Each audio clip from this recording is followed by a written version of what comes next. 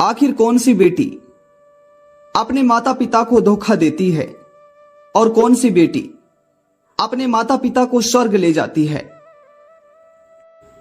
राधे कृष्णा प्रिय भक्तों, आज एक बार पुनः आप सभी का स्वागत है हमारे YouTube चैनल ज्ञानवर्धक कहानी में। बंधु, आखिर कौन सी बेटी अपने माता पिता को स्वर्ग ले जाती है और कौन सी बेटी अपने माता पिता को बदनाम कर देती है, अपने माता पिता को धोखा दे देती है। बंधु, आज का हमारा जो प्रसंग है यह बड़ा ही ज्ञानवर्धक है। आज के इस प्रसंग में हम आप सभी को बताएंगे कि आखिर कौन सी बेटी अपने माता पिता को धोखा देती है, कौन सी बेटी अपने माता पिता को समाज में मुंह दिखाने के लायक नहीं छोड़ती है। बंधु, कहते हैं कि बेटी घर की लक्ष्मी होती है और एक बेटी ही आगे चलकर एक स्त्री बनती है, आगे चलकर किसी की बहन तो किसी की मां बनती है। बंधु, कहते हैं कि एक स्त्री के काफी सारे रूप होते हैं, स्त्री के अनेकों रूप होते हैं। एक स्त्री कभी एक मां के रूप में दिखाई पड़ती है, तो एक स्त्री कभी पत्नी के रूप में दिखाई पड़ती है, तो कभी एक स्त्री बेटी के रूप में दिखाई पड़ती है। बंधु, इसके अलावा भी एक स्त्री के काफी सारे रूप होते हैं, परंतु आज हम बात करने वाले हैं कि आखिर कौन सी बेटी अपने माता पिता को स्वर्ग ले जाती है और कौन सी बेटी अपने माता पिता को नरक लेकर जाती है, अपने माता पिता को धोखा दे देती है। बंधु, आज का जो प्रसंग है यह बड़ा ही ज्ञानवर्धक है। आज के इस प्रसंग में अंत में आप लोगों को बहुत बड़ी सीख मिलने वाली है। प्रसंग के साथ प्रसंग की समाप्ति तक बने रहे, क्योंकि कहते हैं कि आधा अधूरा ज्ञान जीवन में हमेशा घातक होता है। बंधु, अगर आज हमारे इस चैनल पर कोई भी बंधु मेहमान बंधु बनकर आए हैं तो कृपा कर चैनल को सब्सक्राइब अवश्य कीजिएगा। बंधु, हमारे इस चैनल पर दी गई कोई भी जानकारी व्यर्थ नहीं जाती है, जीवन में कहीं ना कहीं आगे चलकर काम आती है। इसीलिए प्रसंग के साथ प्रसंग की समाप्ति तक बने रहे, वीडियो को दोस्तों में शेयर करें। आइए आपका ज्यादा समय बर्बाद ना करते हुए आज के इस प्रसंग को शुरू करते हैं। तो बंधु, आखिर कौन सी बेटी अपने माता पिता को स्वर्ग लेकर जाती है और कौन सी बेटी अपने माता पिता को नरक जाने के लायक भी नहीं छोड़ती। बंधु, इसी प्रकार हम आपको इस पूरी बात को एक कहानी के माध्यम से समझाएंगे। बंधु, किसी एक बड़े से गांव में एक धर्मपाल नाम का एक सेठ रहा करता था। धर्मपाल खूब धनी था। धर्मपाल के पास धन की कोई कमी नहीं थी। उसके पास इतना धन था कि वह पूरे 500 घरों के गांव को 1 महीने तक भोजन दे सकता था। बंधु, धर्मपाल और उसकी पत्नी दोनों ही बहुत अच्छे थे और मन के भी बहुत अच्छे थे। धर्मपाल हमेशा बेसहारे लोगों की सेवा किया करता था, उनकी मदद किया करता था। असहाय लोगों की जिस तरीके से मदद हो सके उस तरीके से धर्मपाल उनकी मदद किया करता था। परंतु बंधुओं, कहते हैं ना,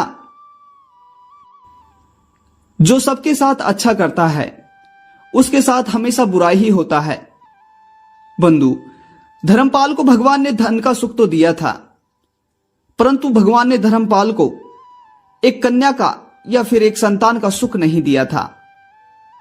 धर्मपाल हमेशा ही इस बात को सोच सोच कर दुखी रहता था कि हे भगवान, आपने मुझे धन तो दिया, मगर मेरा सबसे बड़ा धन मुझे कोई संतान नहीं दी। बंधु, इस प्रकार से फिर धर्मपाल और उसकी पत्नी लगातार भगवान शिव की पूजा करते हैं, आराधना करते हैं, और काफी समय के बाद धर्मपाल को एक पुत्री की प्राप्ति होती है। बंधु, जब धर्मपाल के घर में एक पुत्री का आगमन होता है तो धर्मपाल और उसकी पत्नी दोनों बहुत खुश होते हैं और धर्मपाल अपने घर में लक्ष्मी यानी कि पुत्री होने के सुख में, खुशी में अपने पूरे राज्य को, अपने पूरे गांव को मिठाई बंटवा देता है। बंधु, इस प्रकार से धर्मपाल के घर आकर गांव के सभी लोगों ने उनकी पुत्री को आशीर्वाद दिया। उसके बाद में आगे चलकर धीरे धीरे धर्मपाल की जो पुत्री थी वे बड़ी होती गई। अब पुत्री के नए नक्श बड़े ही सुंदर थे। बंधु, साथ ही धर्मपाल और उसकी पत्नी ने अपनी पुत्री को खूब आदर और संस्कार दिया, खूब अच्छे संस्कार दिए, अच्छी बोल भाषा सिखाई। बंधुओं, कहते हैं कि एक संतान को, एक शिशु को जैसे माता पिता ज्ञान देते हैं, जैसा उसे सिखाते हैं या फिर जैसा खुद रहते हैं, वैसी ही उनकी संतान होती है। बंधु, इस प्रकार से धर्मपाल ने अपनी पुत्री को खूब अच्छे संस्कार दिए। अब धीरे धीरे धर्मपाल की पुत्री बड़ी होती गई। जैसे जैसे धर्मपाल की पुत्री बड़ी होती गई तो अब धर्मपाल को अपनी पुत्री के विवाह के बारे में विवाह की चिंता सताने लगी। बंधु, अब धर्मपाल और उसकी पत्नी रोजाना अपनी पुत्री के विवाह के बारे में सोचने लगे। उधर धर्मपाल अब बहुत वृद्ध हो चुका था। धर्मपाल बीमार रहा करता था। धर्मपाल अपनी बीमारी की हालत में भी अपनी पुत्री के लिए एक अच्छा सा रिश्ता ढूंढता है। धर्मपाल सोचता है कि क्या पता कब इस धरती से मेरा जाना हो जाए, लेकिन मैं मरने से पहले अपनी पुत्री का विवाह करूंगा और अपने हाथों से उसे विदा करूंगा। बंधु, इस प्रकार से धर्मपाल अपनी पुत्री का विवाह एक अच्छे से घर में रिश्ता देखकर कर देता है। बंधु, विवाह होने के बाद में काफी समय बीत जाता है। कभी कभार धर्मपाल अपनी पुत्री को अपने घर मिलने के लिए बुला लिया करता है, तो कभी कभी धर्मपाल खुद अपनी पुत्री से मिलने के लिए चले जाता है। बंधु, इस तरीके से चलता रहा, लेकिन काफी दिनों बाद धर्मपाल को अपनी पुत्री से मिले काफी दिन हो चुके थे। उधर धर्मपाल की पुत्री को भी अपने पिता से मिले हुए काफी दिन हो चुके थे। बंधु, फिर एक दिन की बात है जब धर्मपाल को अपनी पुत्री के ससुराल यहां से संदेश आता है, तो धर्मपाल अपनी पुत्री के ससुराल चला जाता है।